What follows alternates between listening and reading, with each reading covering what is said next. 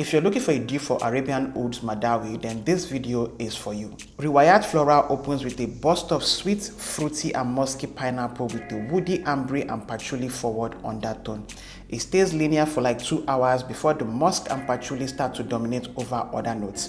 You must truly love the combination of musk and patchouli to enjoy this.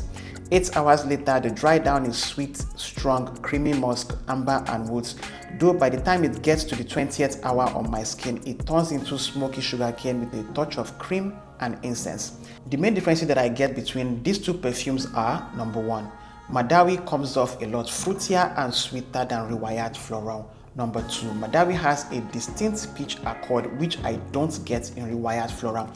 And finally, Riwayat Florale comes off a bit husky and rough around the edges in the opening, and I don't necessarily get that from Madawi until about 16 minutes in.